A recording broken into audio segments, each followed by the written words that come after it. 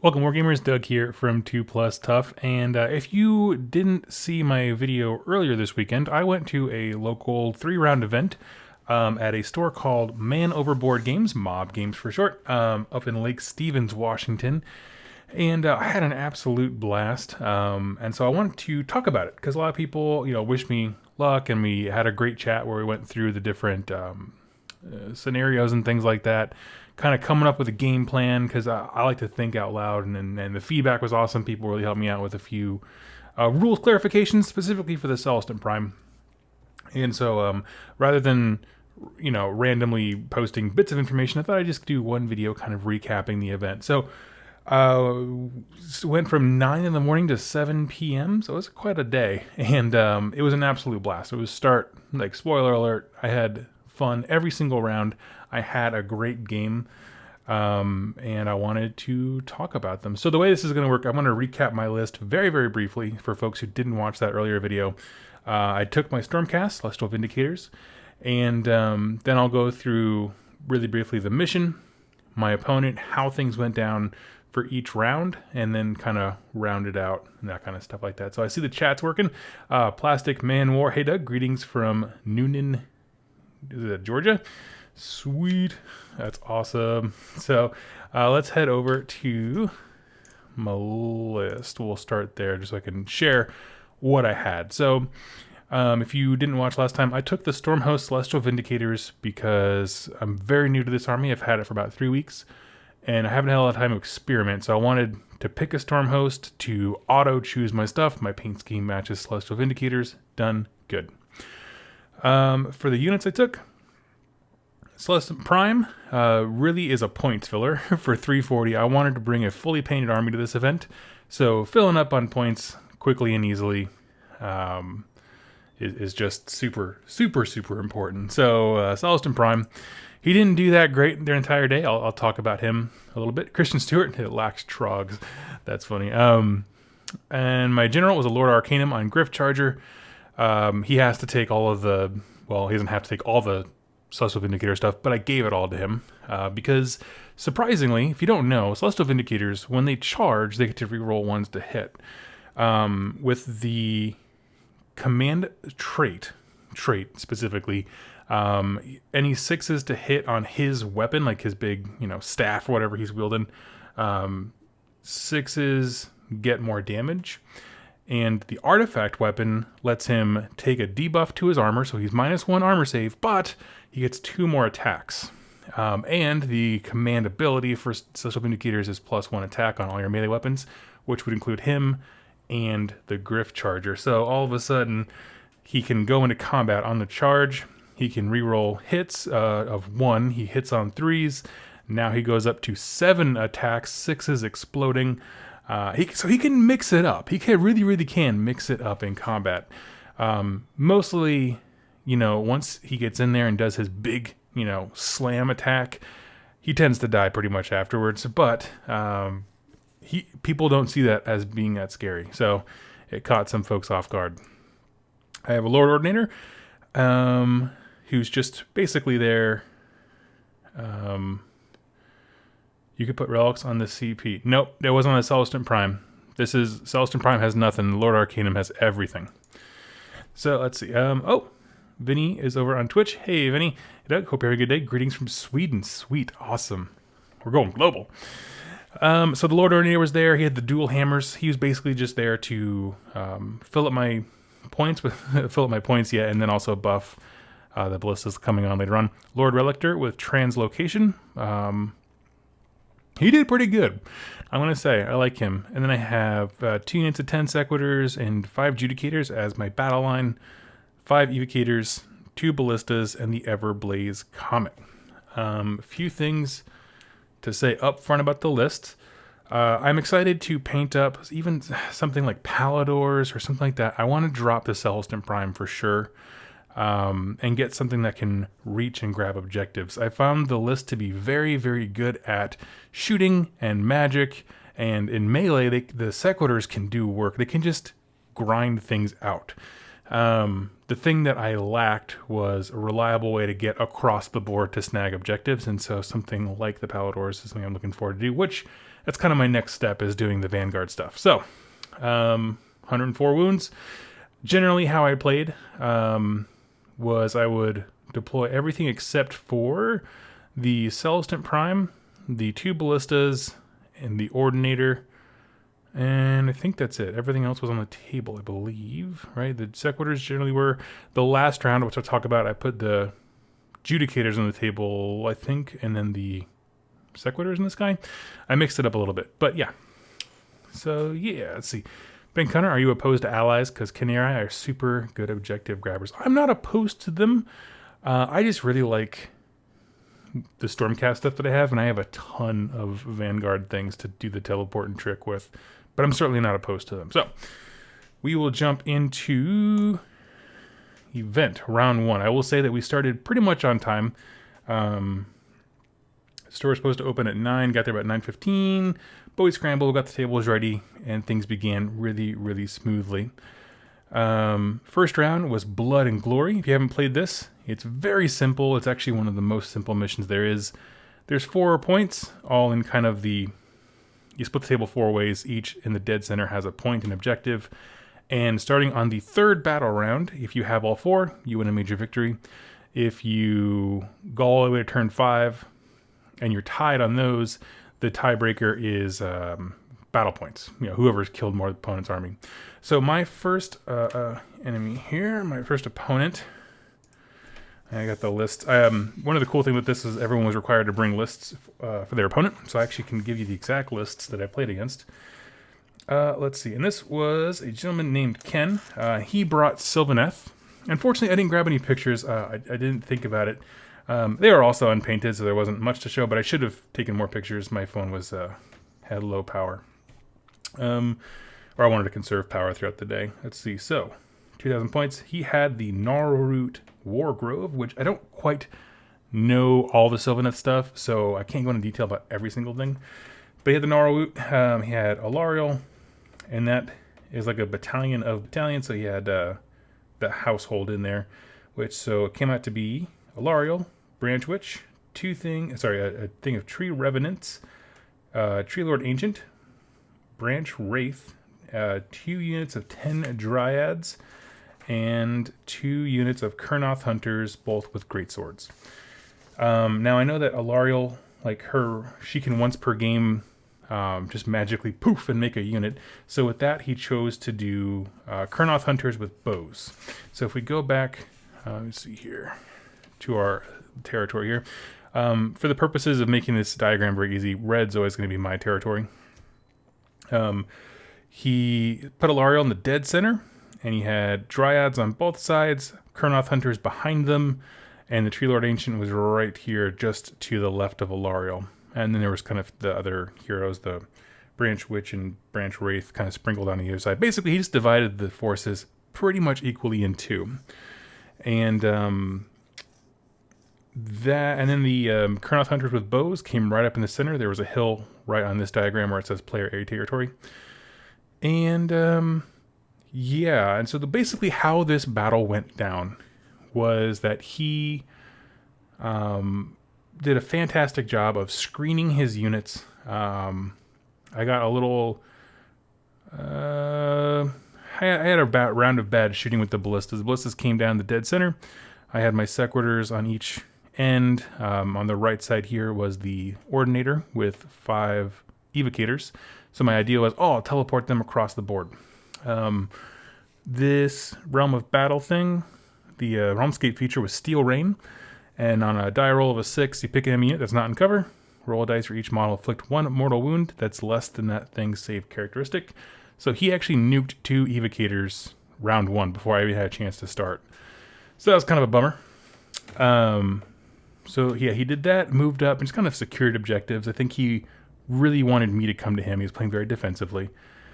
Turn 1, I dropped the Prime down in this back corner, right behind him and right behind Alariel. Ballistas all came down in the dead center of the board so they could shoot everything. And the Evocators did the translocate, came to the top right corner. And I proceeded to destroy Alariel round 1. I think it was round 1. Maybe it was the first combat of round 2. I could be wrong about that. Evocators went in and on this side, on the right side, things fell apart pretty quickly. On the left side, I didn't have as much force, and that was the problem. How the game functionally went was that instead of, when it starts, player A, and this top guy, has these 2 locations, and me, the player B, has the bottom 2. And the way the game kind of went as it shifted to where I had the 2 on the right and he had the 2 on the left. I just couldn't get him off of this top left objective. Could not do it.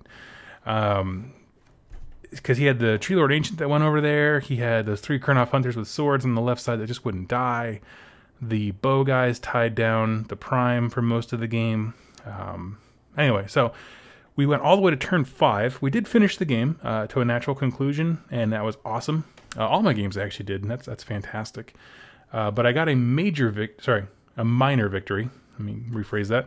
Minor victory because at the end of it all, we were tied. He had the 2 on the left, I had the 2 on the right, but I killed far more of his army than he killed of mine. Just the Sequitors just wouldn't die. There was both units had a dude left, and he just couldn't grind them all the way out. So that is how that one went down. That was a minor win for me. The way that this event functions, and I can kind of show you a bit of the scoring, it's a lot to take in, but there's a whole lot of post-game bonus points. So, post-game scoring. Did you slay their general? Okay, yes, I killed Alariel. My general died at some point. We finished the game. We both got +2. And a lot of sportsmanship scoring. We both had a fantastic time. And so even though it was a minor victory, it was still a win and set me up pretty well. So I was very happy about that. Like I said, Sylvaneth isn't something I play against a lot. So the fact that I walked in there and not knowing what any of those things do, felt pretty good about that I pulled up that win. So we'll move into the second one. Let me throw that and grab the next list here, and we'll go down and take a look at it. And round 2. Oh, actually, you know what? Before I talk about the list, let's talk about the mission. That's important because it's context. So the shifting objectives. If you haven't played this one, it's the table goes long way, which we decided was a bit awkward with the way that the store is laid out, which I think I have a picture of it here somewhere. Where's it at? Oh, yeah.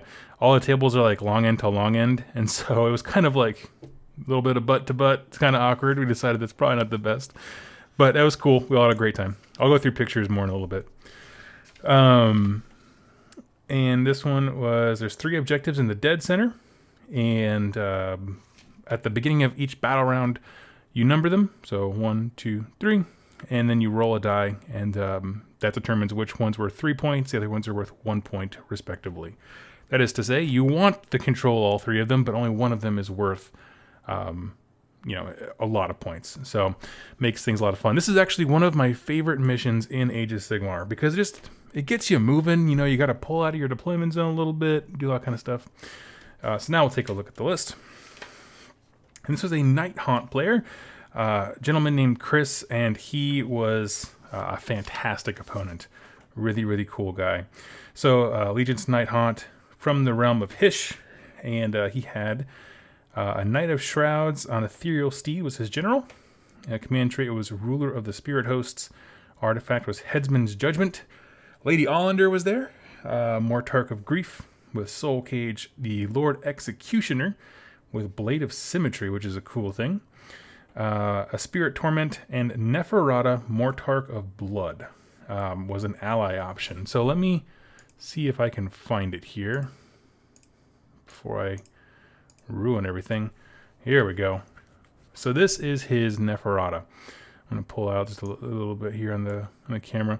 So it's the basic Neferata painted extremely well. My camera really had trouble with the lighting in there. That's why there's not a ton of pictures. But if you look down here at the base, he made this incredible custom base where it has from the Garden of Moor kit, or I guess the Sigmar Mausoleum kit now, a collapsed rock on top of a grave, and the ghosts are pouring out of it. He got all this bone stuff, fragments from all over. yeah, I don't know. Looks incredible. So it was going from the Sylvaneth matchup, which had nothing painted, to this where every model looked incredible. Was an absolute blast. So I'll come back here and I will take a look at the list again. So yeah, it was Neferata, and he had a battalion called the Execution Horde, which, to my understanding, was 2 things: a Spirit Host and the Lord Executioner, if that's correct. I might be wrong about that. So he had, sum total, he had a unit of Big Blob of 6 Spirit Hosts, 2 units of 3, and a Mourngul, which I have never seen a Mourngul in the wild. He also had the Balewind Vortex and the Purple Sun. So that's a whole lot. I mean, when you look at it on the table, very few models. Very, very few. You got what? 1, 2, 3, 4, 5. Is it 6? So yeah, it brings it to 11. There's like 12 models in this entire army. Not 12. That's an exaggeration, but you know what I mean. There's not a lot. It's all the points are in his leader section. He really wanted to do a lot of spellcasting, a lot of aggression, that kind of stuff. And that was kind of what he wanted to do. So going back to the way this worked out, he had way fewer drops than I do because of that battalion. I was at 10 drops, if anyone's curious, because I didn't take anything that limited that. So he got the choice to go first or second. He said, I'm going to go first. I said, that makes perfect sense. He deployed all his heroes kind of in this mid-range here, across the board. And when he finished his movement phase, he didn't bring anything out from the sky. He didn't really move at all. He actually came with his big blob of so in the sky was the Mourngul and 2 units of the 3 Spirit Hosts and the Lord Executioner, those 4 models. Or units, I should say. And he didn't bring a single one of them down. And so I was just kind of standing there perplexed. Neferata was on the bottom side here by herself, and I couldn't understand what was happening. Like I just assume everyone's smarter than me when I go to an event and they all know something I don't. So I just couldn't figure out what was supposed to be happening. So then it goes to my turn. I went, okay. I moved the sequitors I had, moved them straight up. I captured the top and bottom objectives with sequitors, translocated evocators to grab the middle one. From the sky, I dropped down both ballistas, the ordinator, the judicators, and everything but the prime. Yeah, I left him in the sky. And I had an amazing round of shooting where I deleted Neferata entirely. That was brutal. And then I brought the Comet down with the Lord Arcanum, and that nuked, it did a lot of damage to Spirit Host, Knight of Shrouds. The Lord, not the Lord Executioner, the Spirit Torment was just deleted straight up. He took 6 mortal wounds. And then Lady Allender took a few as well. So, like, I took out 400 points of his army without any kind of repercussions whatsoever and grabbed every single objective. And that was pretty much the defining moment of the game. The rest of it was a lot of us laughing and having fun and just destroying him over time. Let me show a picture here. No, where'd it go? Here we go. So one of the best things was in that back corner here, he had left Lady Allender kind of exposed. And I said, well, here's the thing. Like, when it became clear that like he had no power to drive me off of these objectives and I was just going to win, I said, well, let's just have some fun. And so I dropped down the Celestin Prime and he got a chance to go toe-to-toe with Lady Allender. And the reason I wanted to do that, as I was talking about it with him, as I was like, listen, dude, in the new Forbidden Power expansion, there's this amazing piece of artwork with the Celestin Prime going toe-to-toe with Lady Allender, just smashing each other's faces in, right? He got the hammer, he got Galmarash, she's wielding all kinds of spirits. Like, let's just make that happen. So I dropped the Celestin Prime down, charged him in, and those two went toe-to-toe. You can see the comet back there. This is super comical. So I let Lady Allender hit the Celestin Prime first. and she got him down to 1 wound with all of her stuff. She just couldn't end it. And then the Prime came, knocked her right back, and between, he has a 3 damage weapon, but of course she ignores rend, so 1 attack got through, which was enough to kill her between, his damage and the comet. What's funny is he didn't understand why I was laughing so hard at doing this until the next battle round when I let him go first, just because I wanted him to be able to attack with some stuff. And the Celestine Prime blew up instantly, and he was like, why? I was like, dude, the comet. Like, I knowingly parked the Celestine Prime next to the comet so I could have this exact picture. And knowing that at the beginning of the battle round, the comet hurts everything nearby, so it killed the Prime. I was like, this is just so worth it. This image, totally worth the Prime dying. So we go back here, and that's pretty much what it was. Round 2, the spirit, what are they called? The spirit hosts and the Lord Executioner came down to my back line. They attacked my general. They were able to kill him. They could have, if they decided to, probably snagged the middle objective. But honestly, at a certain point, it just, the math didn't pan out that he was ever going to have more models than me with my 2 units of 10 sequitors and all stuff like that. And so we finished the game with him trying to grind out sequitors on the last objective. And that was pretty much the game. Like I said, Chris was an awesome opponent, super friendly guy. I'm sorry, I meant to go this one. Super friendly guy, and we laughed a lot. I kept checking with him, make sure, are you having a good time? I want to make sure you have a good time, because, it's pretty clear that I'm going to win, so if you want to stop and you're not having fun, let's go get a drink, and we'll just chill. But he was a class act, 100%, with an incredible looking army. Let me see if I can find more pictures of it real quick. So that was his Lady O coming out of that cool thing. Here's one when he dropped everything in the back line. So it's the Executioner and 2 units of Spirit Host, and they took out most of the stuff here. I think they killed the Judicators and my general and put some wounds on one of the ballistas, and then they pivoted and tried to go again towards that bottom objective. And they did take out a few sequitors, but if you know the sequitors, those great maces do bonus damage against Nighthaunt and demons, so they were not long for this world at all. So that was pretty much how that one went. As I pan over seamlessly to the next mission, give me one moment here. So it was an absolute blast. The last list I want to show is my 3rd round opponents. And we'll go back to the screen.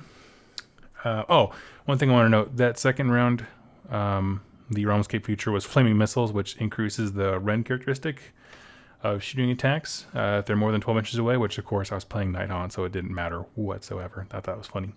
Now the 3rd round. This is a mission that I talked about in my live stream. I tested it on Thursday, but it turns out we got the rules wrong. It wasn't until the morning of, before the event started, that I was asking the TO questions about it. I was like, this is just really, really rough. I'm just not understanding why you chose this one, all that stuff.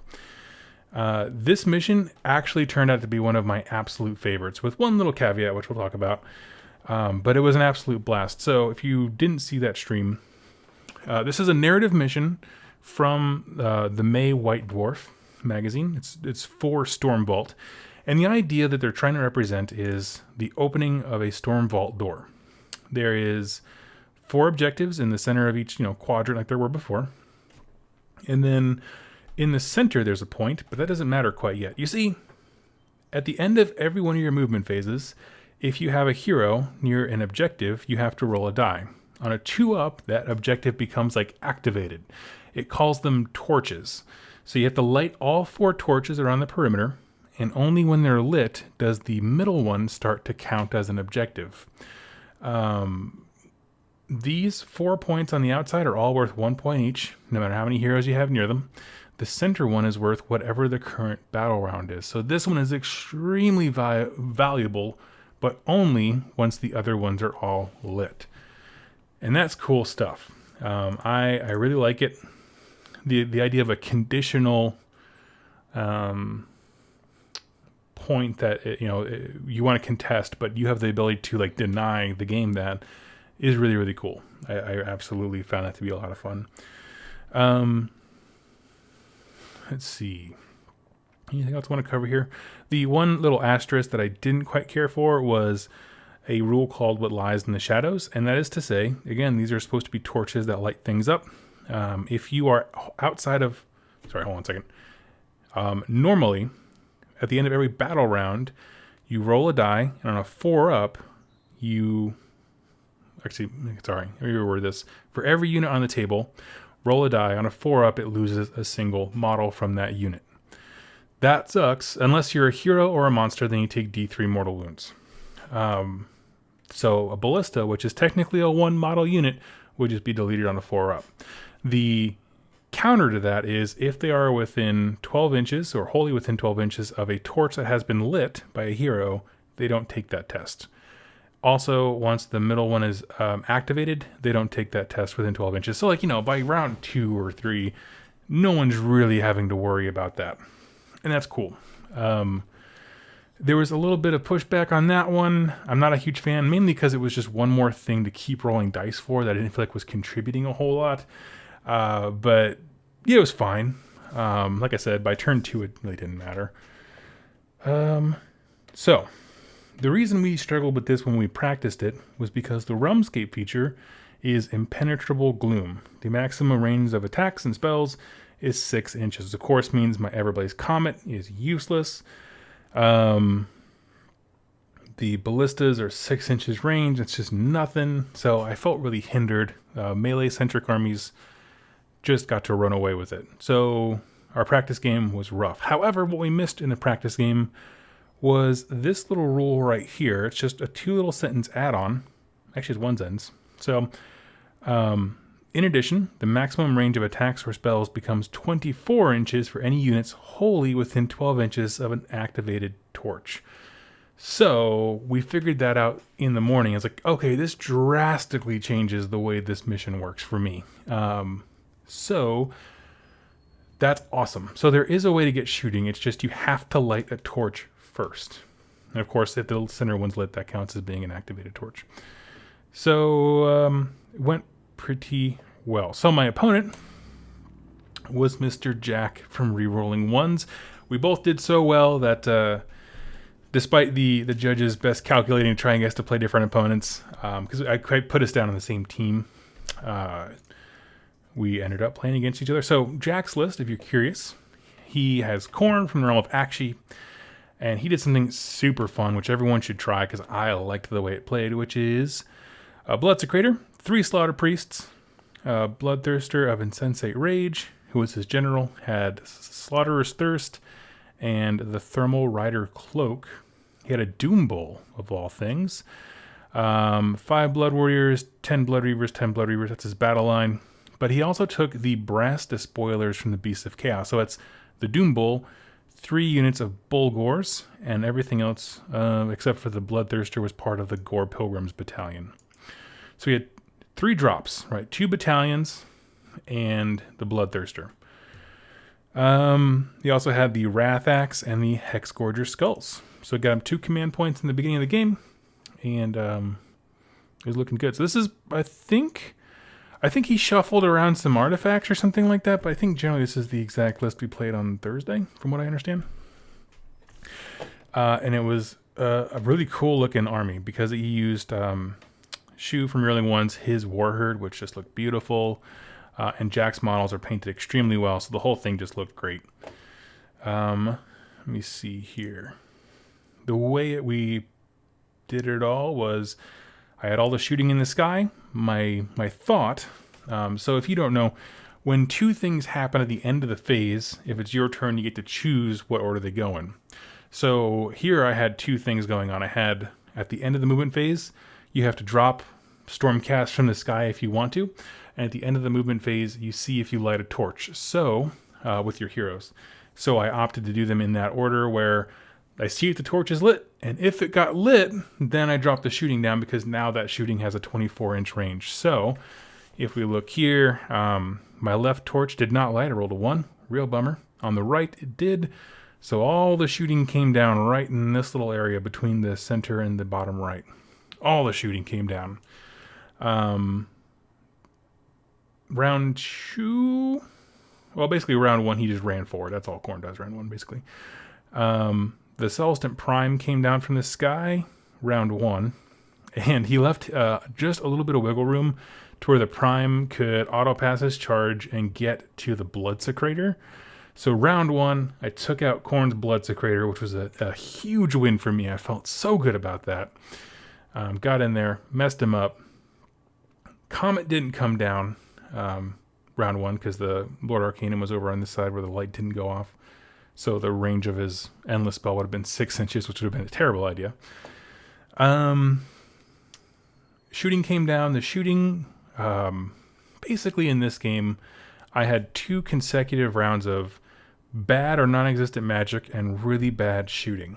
And the sheer power that a bunch of Warherd that are reroll ones to hit, because that's their battalion bonus, and then once per game they're reroll all wound rolls, a lot of stuff. And so basically most of the battle took place on this right section here, and just I got chewed up by the Doom Bull, a 3-man unit of Bulgors. The Bloodthirster got in there and messed things up. They deleted all my shooting.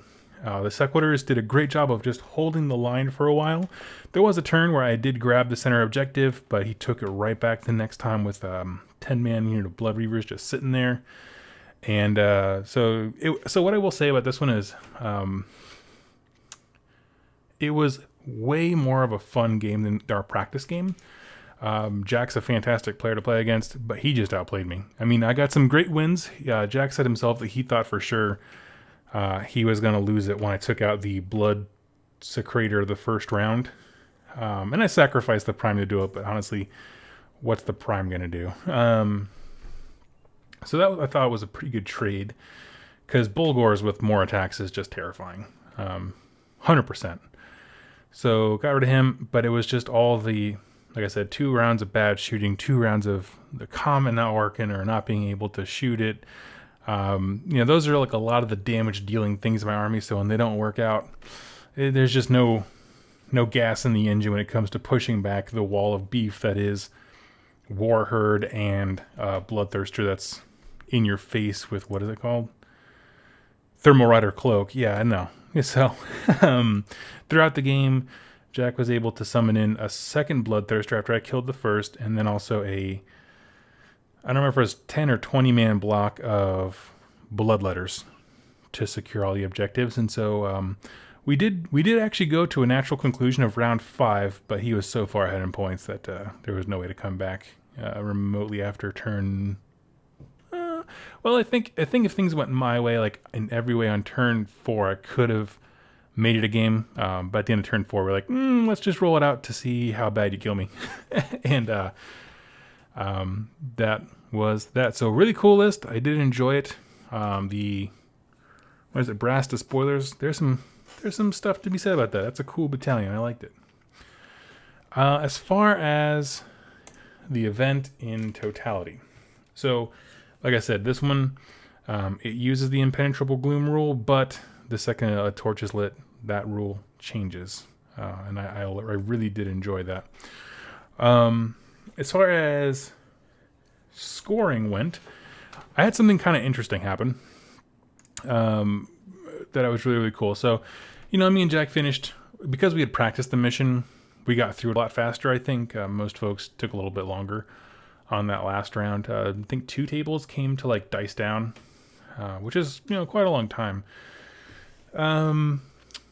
Regarding the scoring, so we knew that me and Jack were playing for like first place, like quite a big lead on some other folks. So that was really exciting. As far as prizes and stuff like that went, I walked away with favorite opponent. So the way they did the scoring was there was best overall, best general, which meant you just had straight up the most points per game that you won. There was best painted and favorite opponent. And the way he did them was if you're pretty much tied on one of them, There's a few tiebreakers, but then someone goes to the next tier down. So in terms of like prize level, first place, whatever that, it goes best overall, best general, best painted, and favorite opponent. So yeah, I ended up with that, and so favorite opponent, Jack from Rolling Ones won best overall. So congratulations, Jack! Golf clap, all around. I did talk to the TO afterwards, and I was like, "So tell me, like, how was my painting score?" You know, if you've been watching the channel, you know that I cranked up that Stormcast army in about 2.5 weeks, which I'm super proud of. I think they look great. I love having them, and I'm excited to paint a whole bunch more. And basically, he showed me the scoring because he's super transparent. Everyone's a great event coordinator. And he showed me. So, this is funny. So, I got all perfect scores on favorite opponent because I just made sure my opponent had a good time. I came in second for best painted, and I came in second for best general, meaning I was the second highest in terms of straight kill points and competitive stuff. And I chalked that up to my minor win the first round. So yeah, if that had been a major win, if I just grinded out just like 2 more Kurnoth hunters, I could have gotten it. That's all right. So yeah, so I don't know. But here's the thing. What I will say is I feel so just relieved and happy that I'd scored so well in all categories. Like I don't need a prize, but to know that like I did super well at playing the game, and I did super well at painting my army, and I did super well at making sure my opponent had a good time and being social and that kind of stuff. Awesome. So I consider that's a major victory in my book.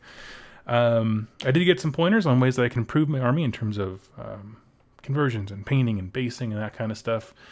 And I think the biggest thing for me, so people who might watch this channel kind of assume that I play a lot and I'm very good at this game. That's a false assumption. There's a lot of people who make content for these kinds of hobbies that aren't really that great at them. But I think that I've gotten better tactically over time. And I think the thing that stands out with this event more than any other was that like when I finished each game, I got a minor win in the first one, a major victory the second, and a major loss the third. At no point in any of those games did I walk away from the table feeling like, man, if I had just remembered this. Like, I was just really on point. I feel like in my game against Jack, because we're friendly and we're not going to, take advantage of each other, Jack asked me, like, hey, do you mind if I just ask you why you did that? Like, during the game, which normally for a top tournament player you wouldn't do. But we're friends. And so I was able to give an explanation as to why I did everything I did. I feel like I remembered all my rules. For the most part, there was one time where I didn't do a translocate that maybe didn't matter. But overall, I thought I did a really great job. I feel like I did my best, and that's important to me. As far as other stuff, let's take a look here. I want to show off some pictures. This was a Gloomspite Gets army by a local champion named Rick, and it's absolutely beautiful. He just did zenithal highlighting and a whole bunch of inks to paint every single thing. Yeah, so this was a fun one. He went, I think 1 and 2, he said, but everyone had a great time. I heard of one game where people got a little tense, but that was literally one game. Everyone else just laughed and had a lot of fun. So this was us at MLB Games in Lake Stevens. It's the picture. I don't know why this angle makes it seem kind of tight and constricting, but it's actually a rather large store, I think. Yeah, we had an absolute blast. There's me. I don't know where Jack is, and that's Evan, the event coordinator, who ran the whole thing. And yeah, it was just a ton of stinking fun. So, does anyone have any questions about the event? This is Ken, my round 2, who played Sylvaneth. Gloomspite Hype. Yeah, I can leave it on there. If anyone has any questions for me about the missions or the way it was run or the event packet, so feedback, because I'm going to send an email to Evan with this. What I would say is I love the missions. Once the impenetrable gloom thing was clarified for round 3, where if you light a torch, then all of a sudden you can see stuff, and that gloom lifts. That was a game changer. So that was, I don't know, that was awesome. John McCarthy, what was your favorite army to play against? Of the ones that I played,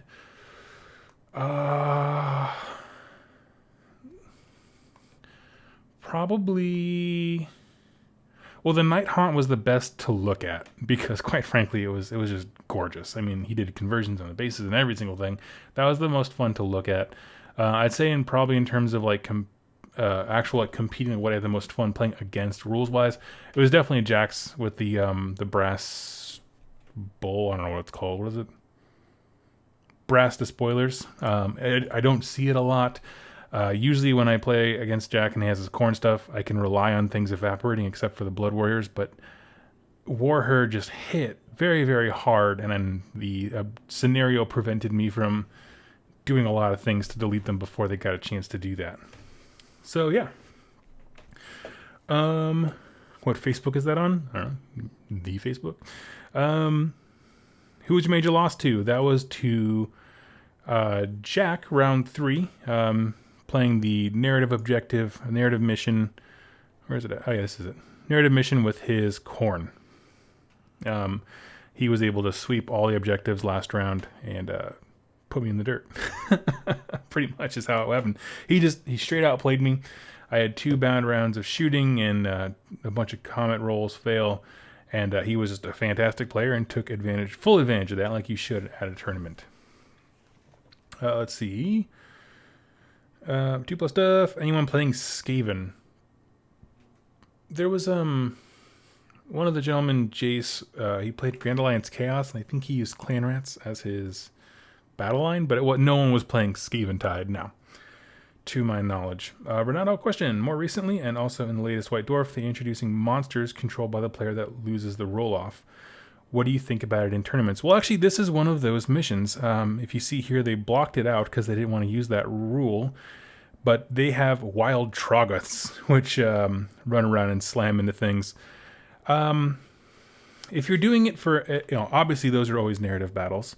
If that's something you and your opponent want to do, I think that sounds like a lot of fun. It's something that I would do for fun, like on the channel or something like that. In a competitive event, I would do exactly what they did here, which is delete it. They blacked it out. The thing is, I'm all for, having to be adaptable when it comes to actually playing a game. But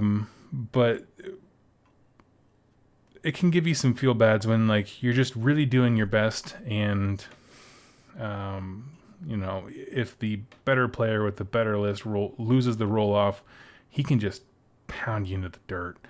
And all of a sudden all your fun vanishes before you have a chance to really engage with your opponent. So I'm not the biggest fan of them, again, except unless you're doing a very narrative thing, which is by design their battle plan idea.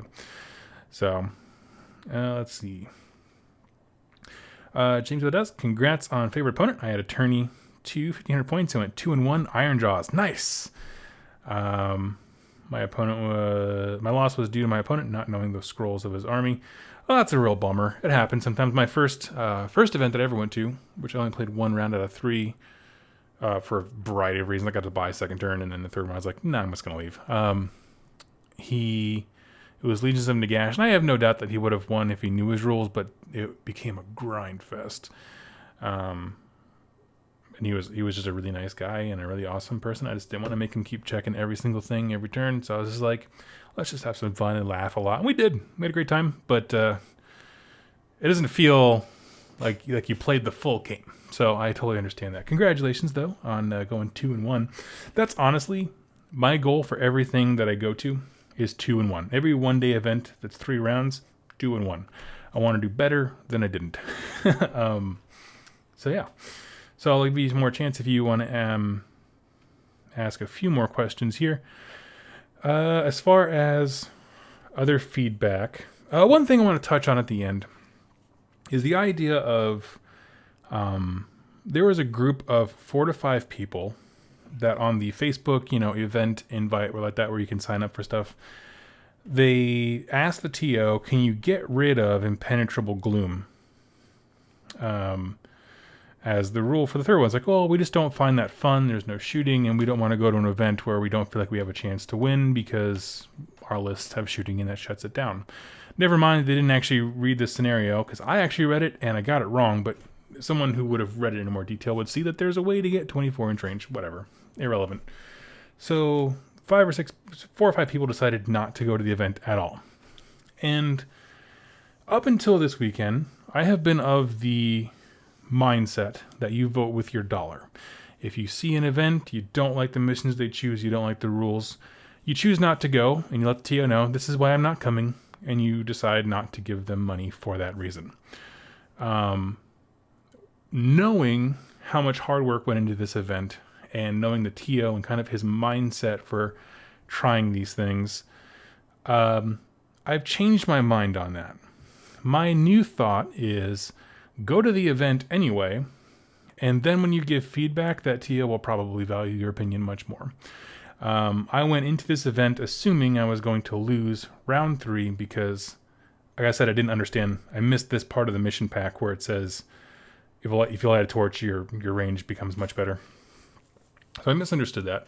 So I just went in assuming that I was just going to lose. And when I gave him feedback at the end of it, he was listening very intently because I was there making cases based on real world experience. We saw it play out across 6 tables. So I guess what I've come away with that is like, don't not go to an event that you could go to because you don't like a rule or like the Rumscape feature or something like that. Try to go to it, try to be supportive, be the best you can, and then give real meaningful feedback afterwards. Show them that I'm a person who's going to show up when I play the game, I'm going to pay the entrance fee, that I matter and I will come to your events. I just don't like this thing, right? And so I don't know. That was a cool thing for me because before this, a lot of the armies I play were a lot of like mobile and melee stuff, like Beast of Chaos, right? Mobile, melee. That's all it is. The only rules that ever affected me at that point was like the Rumscape feature that hurt me was the Gearan one where you can't run, right? It's like the muck in the ground. You can't run like that. So I don't know. So I would just encourage you, if there's a local event where they have missions or Rumscape features that are wonky and you don't like them, go anyway, pay the money, have some fun games, assume you're going to lose that one if you're really that sure about it, and then afterwards, with a smile, thank the TO, and then give them some valuable feedback that's going to make things better for the next time. That's what I would say. That was the only thing that I wanted to touch on, because it just, over the course of the day, I was like, I wonder if those guys read that part of the rules pack. I don't know if they did. I don't know that they saw this, because I certainly didn't. When we did our test game, there was a few things that we missed. This is a super in-depth battle plan that I think is awesome, and I would absolutely play it again. I might drop the whole, if you're outside 12 inches from a light, you lose a dude. But the idea of having 4 1-point objectives that, if they're all in use, unlock a 5th that is worth more and more points, that is really, really cool. That's a nice thing. So go just try everything. Go have fun. Try it all. Live, laugh, love. Okay, off my soapbox. I got a question here. Gillian80 off-topic question. I'm starting a 40k army.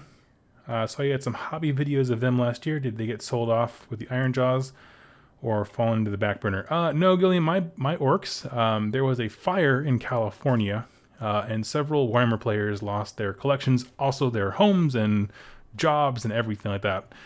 And a podcast called The Independent Characters did basically a fundraiser and donated model drive. So I shipped those off. I had a fully painted orc army, and I donated it to a gentleman down in California. He played it in a tournament the day he got it, and it was just a ton of fun to participate. So that was a pay it forward moment.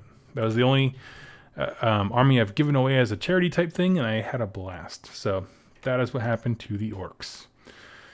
TJ Nuts, in my opinion, no matter win or lose, I feel like going to the event is more of value rather than just a win or loss. Especially if you are not the most experienced player. Yeah, Yeah, I had a blast. I had no idea what Sylvaneth did. And I feel like I learned a bit. I wish I had seen what Alariel did more, but then again, destroying her around 1 or 2 was pretty great. Let's see. And there was some cool stuff. I had a really cool conversation with my round 2 opponent. I mentioned that in round 2 he didn't grab any objectives, and so, once the game was like pretty much obviously over, I said, "Can you just tell me why didn't you drop the ghost on the objectives? Like, let's chat about this." And we had a cool discussion. I was expecting there to be some hidden secret strategy I didn't know about, and he just didn't think about it, which is cool. I mean, it happens. We all have blind spots. But it was a cool learning experience for him, and we had a great chat. So yeah, it's definitely worth going. If you lose all 3 games, it's still worth going. Just have some fun. What is it, like 8 hours of entertainment you can't get for like $10? You can't get that kind of value out of a movie. So let's see. Kui Monster, do you plan on doing any big tournaments in the future? I'm going to Nova, which is in Virginia, right outside DC. And I'm going to play in the doubles event with Jack from Rolling Ones. Not sure what we're playing yet. Still waiting to see what he decides permanently for an army. But I'm going to do the doubles event, a few painting classes, like as a student. I'm not teaching anything. And then that's pretty much it. The rest of the schedule is going to be open to meet people, fans of the show, and play as many games as possible, and buy everyone a drink that I can. So yeah. Nova's the only big one that I have planned right now. It just worked schedule-wise very seamlessly. It was pretty awesome. Adrienne says, I agree. I lost bad at the team game, yet I loved it. And that's all that matters, to be honest with you. It's just have fun. So if no one else has any questions, I'm going to go ahead and wrap this up because I've been talking for almost an hour straight. And I'll go ahead and close off the cast. So like I said, I walked away with favorite opponent. Had a wonderful time, and I will definitely go to these events more. Let me know if you like these kinds of streams where I do a pregame where I get myself in the headspace to win, and then post-game where I kind of give a recap. I'd like to hear that kind of feedback. So thank you all so much for watching, and I'll catch you next time.